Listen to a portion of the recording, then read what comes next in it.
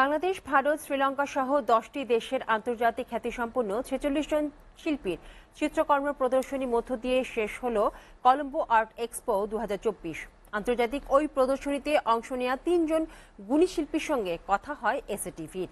এ সময় তারা বলেন, আন্তর্জাতিক অঙ্গনে বাংলাদেশের ইতিবাচক ভাবমূর্তি তুলে ধরার ক্ষেত্রে গুরুত্বপূর্ণ ভূমিকা রাখতে পারে চিত্রকর্ম।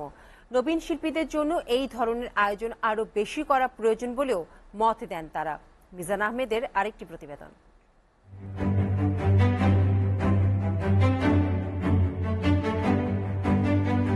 সফলভাবে শেষ হলো কলম্বো আর্ট এক্সপো 2024।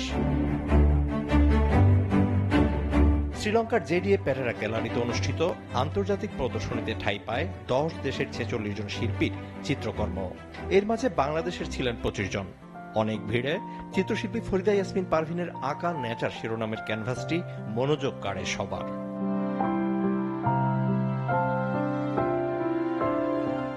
আর পুরো আয়োজনের নেপথ্যে ছিল কিউরেটর ইমরানের মেধা ও দক্ষতা।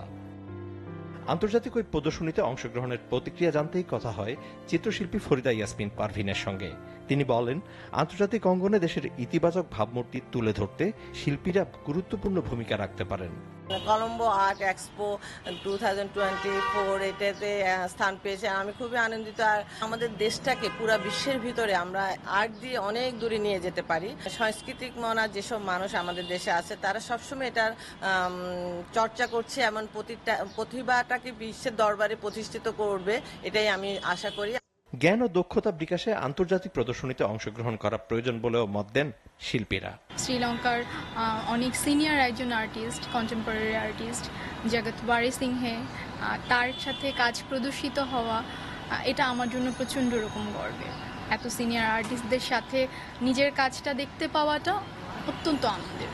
আমার কাজ যখন আমি দেশে করি তখন তো আমি আসলে আমার কাজের মানটা কোন লেভেলে সেটা আমি বোঝা যায় না, সেটা আমি বুঝতে পারি না। তো যখন এটা আন্তর্জাতিক প্রদর্শনীতে যায় ওখানে তো পাশাপাশি অনেক শিল্পীর কাজ থাকে, তো ওই আমার কাজটা কোন লেভেলে বা ওদের থেকে আমার কাজটা কে পর্যায়ে আছে সেটা বোঝা যায় তখনই যখন পাশাপাশি আমার শিল্পটাও তাদের সঙ্গে থাকে।